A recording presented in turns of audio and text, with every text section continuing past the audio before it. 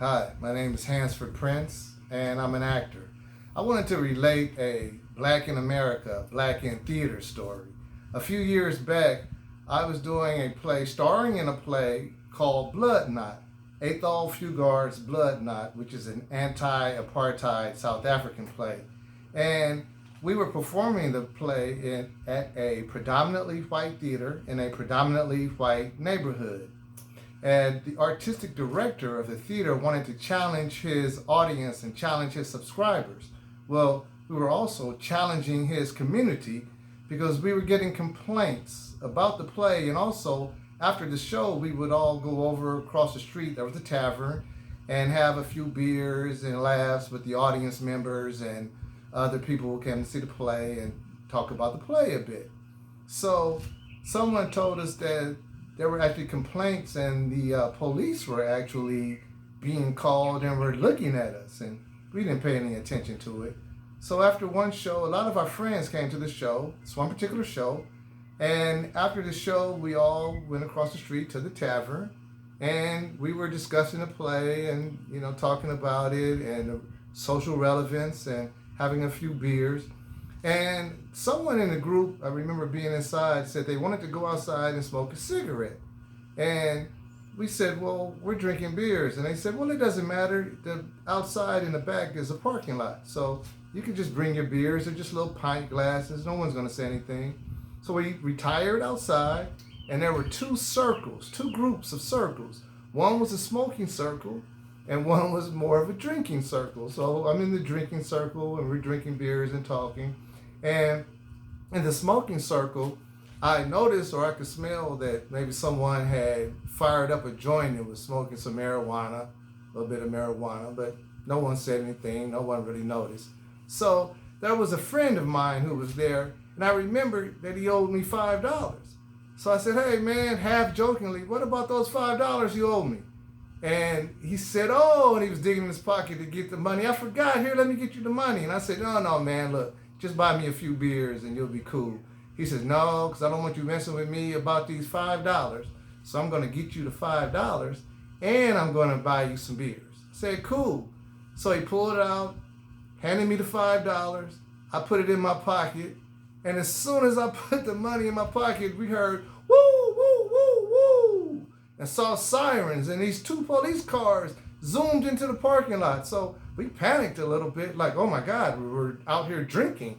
So we put our beers behind a little dumpster that was right there, a little garbage can, big dumpster. And I noticed someone else put a brown bag or something back there too. I didn't really pay that any attention. So we came back and the police got out of the car, came to me and my friend and said, we saw what went down. We saw the deal. And we said, huh? And he said, we saw the drug deal go down, and we saw it. We're like, drug deal? What are you talking about? We're actors right across the street at that theater. And in the middle of saying that, they just said, turn around. And they put our arms behind us and handcuffed us. So they drove us to the police station. And we go to the police station in separate cars, and they put me in a holding cell, and I guess they put him in another holding cell. So this police officer comes in, I'm in the holding cell, locked in the cell. This police officer walks in and he starts to read me my Miranda rights. You have the right to be silent, you have the right to this, you have the right to that, the Miranda rights. So I'm half listening to this, but he gets to a part where I hear something about you have the right to an attorney when they're present, when there are questions asked, or something like that I hear. And I'm thinking, I don't have no attorney. So as he gets to the end of this, he says, do you understand your rights? And he has this paper with a list of questions on it. Like I could see it in his lap. 20 or 30 questions. So I said, no, I don't understand my rights. And as he's going to ask me the first question, it registers to him that I said, no, I didn't understand my rights. And he said, you don't understand your rights? What do you mean you don't understand your rights? I said, there's something in there I heard that said that I can have a lawyer present. I should have a lawyer present before I I'm asked any questions or I answer any questions. I don't have a lawyer, so I'm confused. So therefore, I don't understand my rights. And he said, oh, well, do you want a lawyer? I said, see, now there's a question. You're asking me questions, and I don't have any lawyer here. So he's real baffled, and he walks out of the room. So another officer comes into the room about a minute later, comes outside my little holding cell, sits in a chair, and he has a book. And this book, I guess, has all the Miranda rights in it. And he's a little guy, and he has glasses, and he's very, very articulate. And he reads it all to me very clearly and very slowly, everything. Now, again, I hear that little part, something about attorney present questions. I don't know. And he gets to the end. Now, do you understand your rights? And he's sure he was clear. I said, no, I sure don't. And he said, well, how do you not understand your rights? I said, you're asking me questions. You keep asking me questions. I don't have a lawyer. I'm getting asked questions. So I'm very confused right now. No, I don't understand my rights. So he leaves. About a minute later, another officer arrives, and he's a big, burly, no-nonsense guy. I'm not going to have any of this shit. So he looks at me, we're not having this. Do you understand? Now, you know, when he takes that kind of tone with me, you know I ain't saying shit, but this is the tone he thinks he wants to take. Tough guy. So he tough guy, and you have the right, and you have the right to this and the right to that. And he gets to the end, and he emphasizes it. Now, do you understand your rights? Like he's daring me to say no, and I look right back into that cell. No, I do not. So he looks at me like he wants to strangle me, and I'm looking at him like I want to strangle you too. So he walks out of their room too. So I'm like in this cell, like they haven't asked me shit yet, not one question, and I'm like, man, what's gonna happen now? They may take me out and brutalize me. So another officer comes in and he says, the captain wants to see you. Captain wants to see me. Okay. He unlocks the cell, takes me down the hall into the captain's office. And the captain says, you're not going to answer any questions, are you? And I said, well, there's a question right there. That's what I'm saying. You keep asking me questions. Well, I don't have an attorney.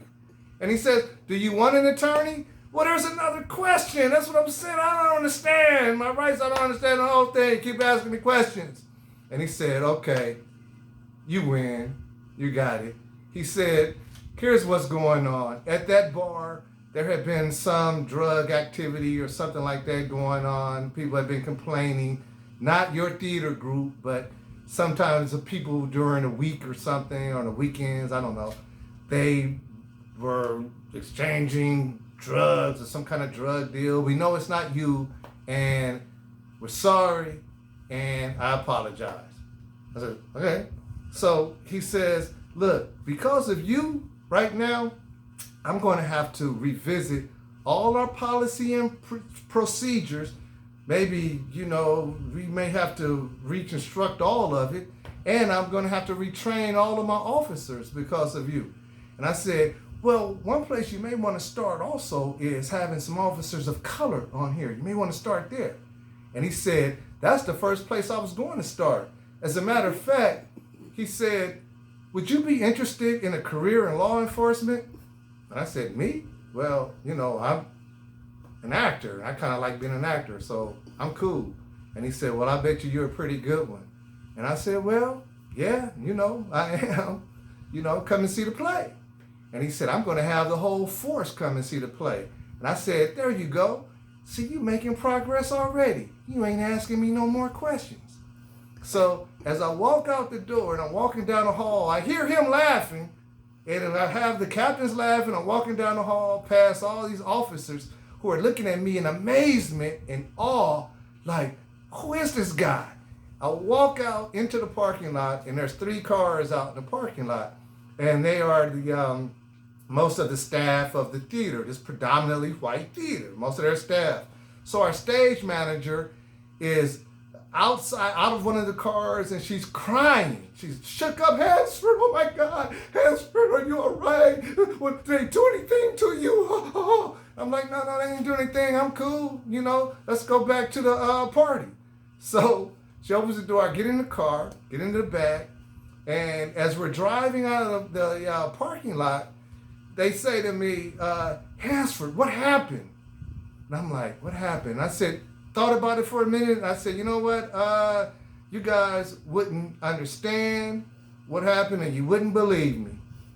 So as they were talking about suing the police force and discrimination and racism, I looked out of the car window and I looked up at the stars and I pondered her question, what happened? And what happened was I made a whole police force and a whole police department, I made them rethink their whole policy and rethink how they do things and rethink how they treat people. So that's what I did. I made them have a completely new mindset on their policies, procedures, and how they deal with people of color. That is being black in America. That's black in theater and black in America.